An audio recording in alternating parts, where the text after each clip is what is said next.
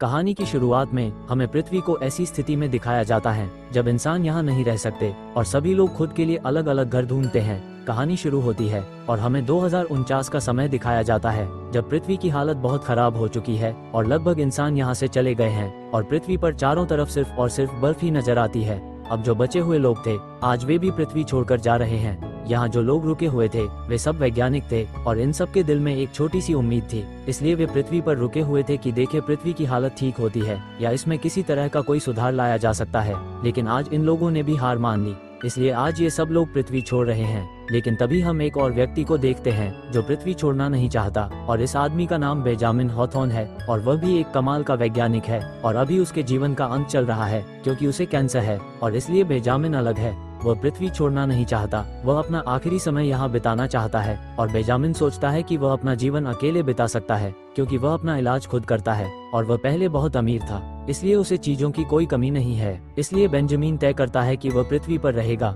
और बेंजामिन यहाँ रुक जाता है और बाकी सब लोग यहाँ से चले जाते हैं। फिर समय ऐसे ही गुजरता है और बेंजामिन अपना जीवन ऐसे ही अकेले बिताता है और बीच में हमें उसके जीवन की कुछ झलकियां दिखाई जाती हैं और हमें देखने को मिलता है कि जब वह युवा था तो उसमें कितना उत्साह था और वह मानवता के लिए बहुत कुछ करना चाहता था क्योंकि शायद उसे पता था कि कहीं पृथ्वी पर एक दिन हालत बहुत खराब होने वाली है और हालत इतनी खराब हो जाएगी कि इंसान यहाँ नहीं रह पाएंगे। इसलिए वे दिन रात उसी चीज की खोज में लगे रहते थे कि पृथ्वी के अलावा कौन सा ग्रह है जहाँ इंसान रह सकते हैं। और कुछ समय बाद उन्हें वह जगह मिल जाती है। कई सालों की मेहनत के बाद उसने वह ग्रह ढूंढ लिया है जहां इंसान रह सकते हैं और इस इवेंट में वह उस ग्रह के कणों के बारे में बात करता है ताकि लोगों तक ये संदेश पहुंच सके कि उन्होंने वह ग्रह ढूंढ लिया है और उन्होंने उस ग्रह पर सब कुछ रिसर्च किया है। और इसी इवेंट के दौरान बेंजामिन एक लड़की से मिलता है जिसका नाम एलेना है और एलेना बहुत खूबसूरत थी, इसलिए बेंजामिन को उससे पहली नजर में प्यार हो जाता है और समय के साथ दोनों की नजदीकियां बढ़ती हैं और कुछ समय बाद दोनों शादी कर लेते हैं और शादी के थोड़े समय बाद एलेना प्रेग्नेंट हो जाती है।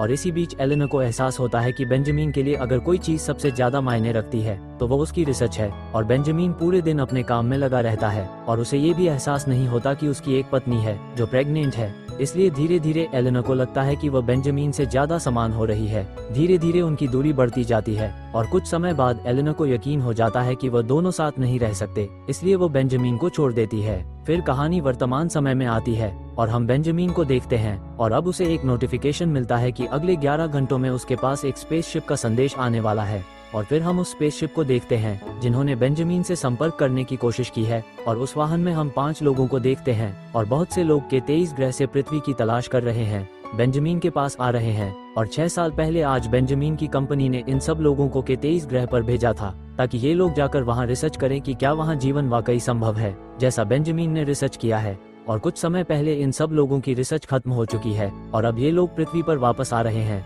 लेकिन इन सब लोगों को यह नहीं पता कि पृथ्वी की हालत जरूरत से ज्यादा खराब हो चुकी है और वहाँ जीवन बिताना मुश्किल ही नहीं नामुमकिन है। इसलिए अब बेंजामिन की जिम्मेदारी है कि इन लोगों को इस बारे में बताएं और उन्हें पृथ्वी पर आने से रोकें। लेकिन अब बेंजामिन की सेहत इतनी बिगड़ने लगी है कि उसे कुछ भी याद नहीं रहता, लेकिन फिर भी बेंजामिन उस वाहन के बारे में सारी जानकारी इकट्ठा कर रहा है कि उस वाहन पर कौन कौन है और आखिरकार वो सब चीजें याद करता है कि ओडिसी को उसकी अपनी कंपनी ने भेजा था और अब बेंजामिन उस वाहन के लोगों की मदद करने के लिए तैयार है। और फिर हम उस वाहन को देखते हैं। उसके बाद हमें उन 5 लोगों के बारे में पता चलता है कि ओडिसी का मुख्य सदस्य डॉक्टर रिबेका स्मिथ है जिसे सब बेकी कहकर बुलाते हैं और फिर कमांडर मार्कस है और इनके अलावा 3 और क्रू मेट्स यहाँ हैं और ये सब लोग काफी समय से पृथ्वी पर संपर्क करने की कोशिश कर रहे हैं लेकिन वे संपर्क नहीं कर पा रहे थे और आज संयोग से डॉक्टर बेंजामिन से संपर्क हो गया, लेकिन इसे पूरा संपर्क नहीं कहा जा सकता क्योंकि उनका छोटा सा मैसेज उन तक पहुँच गया है। और फिर हम बेंजामिन को देखते हैं जो खाना खा रहा है। बेंजामिन जानता है कि वह 11 घंटे बाद ही संपर्क कर पाएगा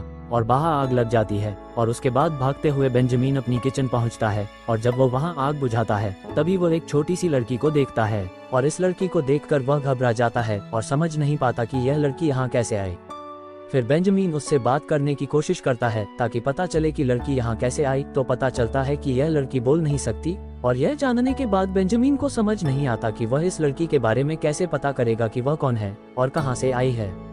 फिर बेंजामिन देखता है कि यह लड़की ड्राइंग की मदद से कुछ कहना चाहती है और फिर आखिरकार उसे उसका नाम पता चलता है और इस लड़की का नाम सोफिया है। तभी बेंजामिन को याद आता है कि 11 घंटे गुजर चुके हैं और अब संपर्क करने का समय आ गया है, लेकिन जब वह संपर्क करने जाता है तो पता चलता है कि यहाँ सिर्फ एक सिग्नल है और इसी समस्या की वजह से वे इतने दिनों से संपर्क नहीं कर पा रहे थे। उसके बाद बेंजामिन अपने एंटीना को ठीक करने की कोशिश करता है कि शायद इस समस्या का समाधान मिल जाए, लेकिन इतनी मेहनत करने का कोई फायदा नहीं होता और बेंजामिन सोचता है कि अब उसे संपर्क करने का नया तरीका ढूंढना होगा और वह वापस आकर इस बारे में सोचने लगता है। और इसी बीच हम देखते हैं कि सोफिया और उसकी नज़दीकियां बढ़ रही हैं, लेकिन इसी बीच उसे अपना इलाज करना होता है और इलाज के बाद बेंजामिन वापस काम पर लग जाता है और फिर एक नई जगह के बारे में पता चलता है जहां सिग्नल अच्छा है और अगर बेंजामिन वहां पहुंच जाए तो वह आसानी से संपर्क कर पाएगा। इसलिए बेंजामिन तय करता है कि वह कल सुबह यहाँ से निकलेगा, इसलिए वह गर्म कपड़े, ऑक्सीजन और सारी सेफ्टी की चीजें साथ लेकर यहाँ से निकलता है और थोड़ी देर यात्रा करने के बाद जब वे थक जाते हैं तो रास्ते में एक जगह रुकते हैं, लेकिन उस जगह पर कुछ समय बिताने के बाद बर्फ की नीचे की लेयर चली जाती है और उसके बाद ये दोनों लोग डूबने लगते हैं, लेकिन उस जगह के डूबने से पहले सही समय पर वहां से निकल जाते हैं। वह बाहर आ जाते हैं, लेकिन उनका वाहन और सारी महत्वपूर्ण चीजें वहां डूब जाती हैं और फिर उनके पास बाकी का सफर पैदल तय करने का एक ही तरीका बचता है। इसलिए ये लोग पैदल चलना शुरू कर देते हैं, लेकिन बहुत बीमार है इसलिए वह ज्यादा नहीं चल सकता, इसलिए कुछ देर चलने के बाद उसकी हालत बिगड़ने लगती है और इसी बीच यहाँ का तूफान तेज हो जाता है और चारों तरफ ठंडी और तेज हवा चलने लगती है। इसलिए आसपास देखना मुश्किल हो जाता है क्योंकि चारों तरफ बर्फ उड़ रही है और इसी बीच बेंजामिन उसका हाथ छूट जाता है और वह यहाँ से गायब हो जाती है और जब वह उसे नहीं मिलती तो वह बहुत परेशान हो जाता है और चारों तरफ उसे ढूंढने लगता है और फिर काफी देर ढूंढने के बाद आखिरकार उसे मिल जाती है और जैसे ही मिलती है ये दोनों लोग फिर से चलना शुरू कर देते हैं और थोड़ी देर बाद ये लोग उस जगह पहुंच जाते हैं। फिर हम स्पेसशिप को देखते हैं जहां सब लोग एहसास करते हैं कि वे रास्ता भटक चुके हैं और वे किसी गलत दिशा में जा रहे हैं। तब ये सब लोग मिलकर एक अलग रास्ता चुनने का फैसला करते हैं, लेकिन इस रास्ते के बारे में किसी को नहीं पता, इसलिए उन्हें नहीं पता कि अगर वे इस रास्ते को चुने तो रास्ते में क्या होगा, लेकिन फिर भी वे इस रास्ते को चुनते हैं और इस रास्ते पर चलते हैं। तभी हम फिर से बेंजामिन को देखते हैं और बेंजामिन अब से संपर्क में आ जाता है और बेकी और बेंजामिन के बीच बातचीत शुरू हो जाती है, लेकिन जैसे ही बेंजामिन पृथ्वी की हालत के बारे में उन्हें कुछ बताने वाला होता है तभी वे कई पत्थरों से टकराते हैं और उसके बाद उनका कनेक्शन फिर से टूट जाता है और इसी वजह से ये सब लोग बहुत परेशान हो जाते हैं।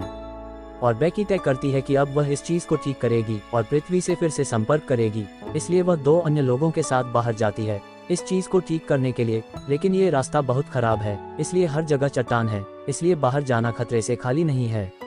फिर भी ये लोग बाहर जाते हैं और अपना कनेक्शन ठीक करना शुरू कर देते हैं और थोड़ी देर बाद बाहर वे उस चीज को भी ठीक कर लेते हैं। तभी अचानक कई चट्टानें आती हैं और वाहन से टकराने लगती हैं और इसी बीच उनका एक क्रू चट्टान से टकरा जाता है, जिससे वो बहुत बुरी तरह घायल हो जाती है और थोड़ी देर बाद वह मर जाती है, जिससे सब लोग बहुत निराश हो जाते हैं। लेकिन थोड़ी देर बाद बेकी बेंजामिन से संपर्क करती है और बेंजामिन बात करना शुरू करता है। वो सब कुछ बेकी को बताता है कि पृथ्वी अब खतरे से मुक्त नहीं है और यहाँ से सब इंसान चले गए हैं, इसलिए आप लोग वापस के 23 ग्रह पर चले जाओ और वहाँ इंसान रह सकते हैं। आपने भी इसकी पुष्टि की है। और जब बेंजामिन को पता चलता है कि ये लोग रास्ता भटक चुके हैं तो वह उन्हें रास्ता भी बताता है कि ये लोग के 23 तक कैसे पहुंचेंगे। और ये सब बातें जानने के बाद बेकी फिर से परेशान हो जाती है और वह अपने क्रूमेट को ये सब बातें बताती है। जैसे ही उन्हें इस बारे में पता चलता है कि उन्हें फिर से के 23 पर वापस जाना है तो वाहन के 2 लोग इसके लिए सहमत नहीं होते और कहते हैं कि उन्हें वापस लौटना है, उसे सिर्फ पृथ्वी पर जाना है क्योंकि उसका मुख्य पायलट पृथ्वी पर जाना चाहता है